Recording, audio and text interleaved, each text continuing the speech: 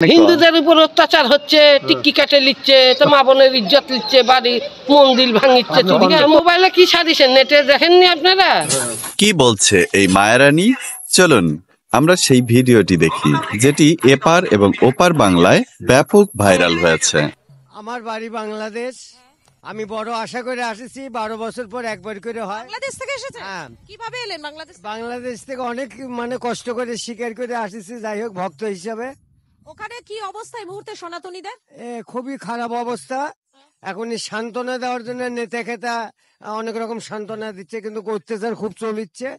মানে আমাদের হিন্দু বলে আর কোনো শব্দ নাই। হ্যাঁ, হিন্দু যে আমরা, এই দাবিটা যেরকম আমার মায়ের দেশে করছি, এরকম হিন্দু আমরা ওখানে দাবি করতে পারছি না।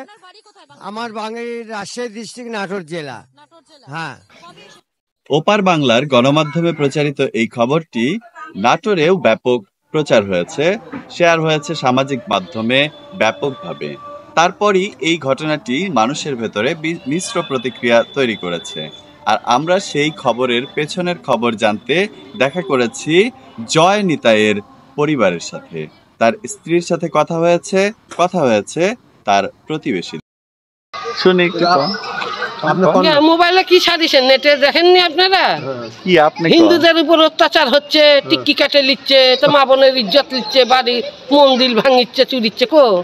এবার যেরকম পূজা হলো, দুর্গা পূজা, এরকম তো কোনো বাড়ি হয় না। কত শান্তি ভাবে হলো। আর ওটি যাই ভুল ভাল বকলেই আমরা মেনে নিব, মানা আমি মানি না। উনি যে আপনার হাজবেন্ড, আমরা শুনছি। তো হাজবেন্ড হলো তো কি হলো, আমার বাড়িতে তো গালাগালি পাইতো, যাতা মাতা কত। মুখের ভাষা কি? ভাত দেওয়ার মুরদ নেই আর কিল দেওয়ার গোসাই। আর যদি ভাতই দিত, কোন কাল থেকে রাজবাড়ি পুরানা, আমি দোকানদার এই রাজবাড়ি, জিজ্ঞাসা করে দেখেন সবাই। জুয়ান কাল থেকে যখন আমার ছোট বড় মেয়ে হামকুর পারে ফিটারের দুধ দিয়ে আসে, আমি দোকানদারি করি রাজবাড়ি। বাড়ির সামনে খড়ি দইলা বেশি, জানেন। আর উনি ওই যে কীর্তন করে, কতদিন জঙ্গলি ছিল, শ্মশানে ডাকতে গেলে এমন মুখ খারাপ করে, বাপরে বাপ, বিশ্রী বিশ্রী। ভ্যান আলারা, অটো আলারা কয় কি, দিদি আপনি কাকলিতে আইছেন, চলেন তো। আপনি কিভাবে আর সামনে দাঁড়ায় আছেন? আর একদিন এসে রাতে এমনি দরজা ঠকঠকাচ্ছে, আমি করছি কে করছে, আমি।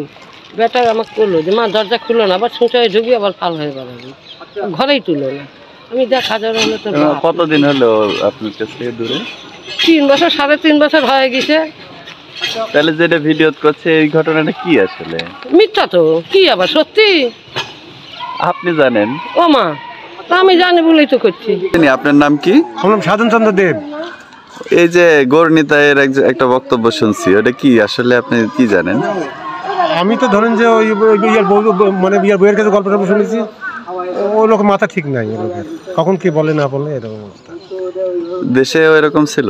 হ্যাঁ, ওই গালাগালি করেছে ইয়ার বইয়ের সাথে, অতটাই মানে কামে রুজি করে না। এই বেচারা বহুদিন হলে পরে রাজবাড়িতে কর্ম করে খায়। আর উনি যেটা বললো যে দেশের কি, ওসব মিথ্যে কথা। যে দেশে আমরা বাস করি, ওই তো বাস করে গিয়েছে দাদা। আর সেই দেশে যদি দুর্নাম ছিলে কিরকম লাগে, কোন ভালো লাগে? কিন্তু উনি গেছে 2-3 বছর আগে। এই যে লোকজন জিজ্ঞাসা করেন না কত বছর ধরে গিয়েছে। 2-3 বছর কি, 3 বছর, 3.5 বছর হচ্ছে।